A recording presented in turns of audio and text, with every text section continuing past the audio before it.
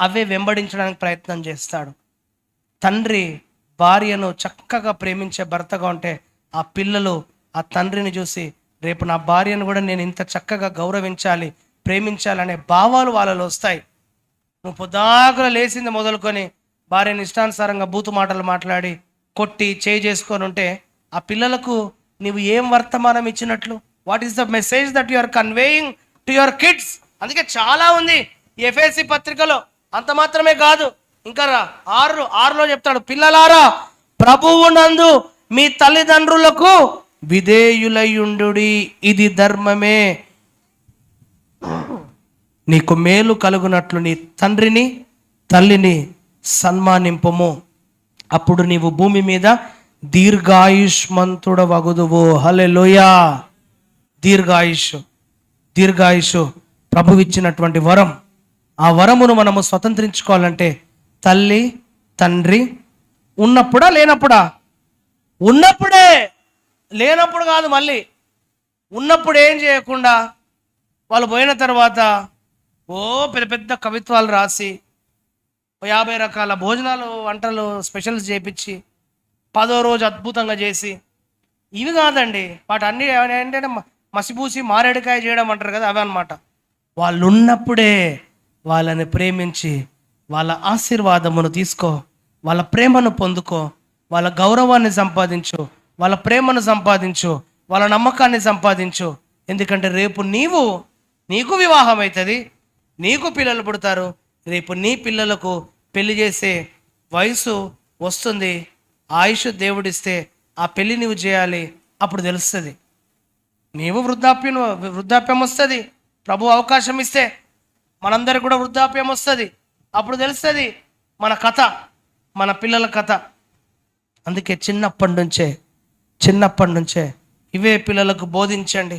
కుటుంబాన్ని కట్టుకోండి. మరలా 2 చేతులు జోడించి చెప్తున్నా, కుటుంబాన్ని కట్టుకోండి, ఆత్మీయ ఇల్లును కట్టుకోండి.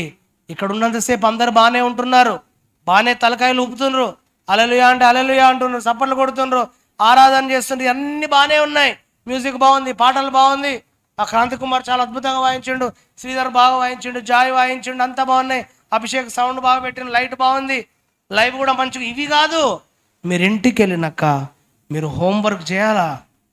కూర్చోండి, మీ పిల్లలతో కూర్చొని వాక్యం చదువుకోండి, ఒక టైం పెట్టుకోండి, కుటుంబ ప్రార్థన చేసుకోండి, మెట్టుగా కుటుంబాన్ని కట్టుకోండి. అదే ప్రాముఖ్యమైనది.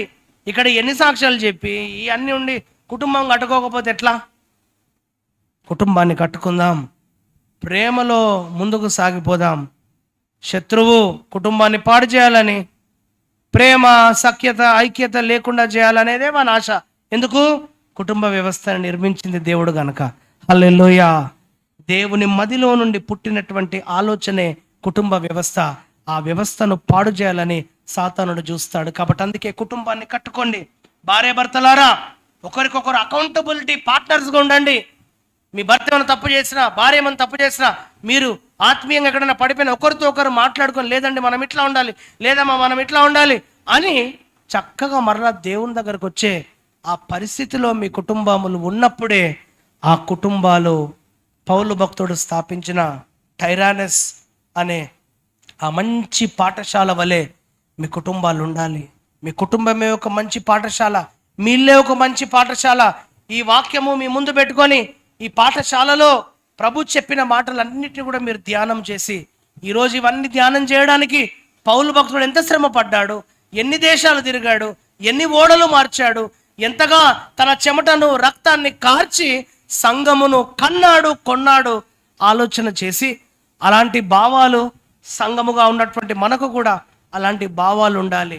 సువార్త చెప్పండి. మీ జీవితంని మళ్ళా లాస్ట్ జ్ఞాపకం చేస్తున్నా, 2 సువార్తలు ప్రకటించారు ఎఫెసీ సంఘము.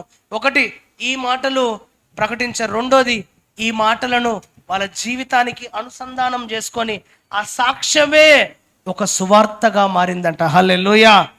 వారి వ్యక్తిగత జీవితం, వారి ఆత్మీయ జీవితమే, ఆ సాక్ష్య జీవితమే ఒక సువార్తగా మార్చబడి ఆ సంఘాన్ని పౌలు లేకున్నా కూడా ఒక్కొక్కరు నమ్మకముగా సంఘాన్ని కట్టుకుంటూ వచ్చారు. ఈరోజు అల్ఫా ఒమేగా సంఘము కూడా ఇక్కడ దాకా వచ్చింది. నేను నిజంగా దేవుని చాలా స్తుతిస్తున్నా. నిజంగా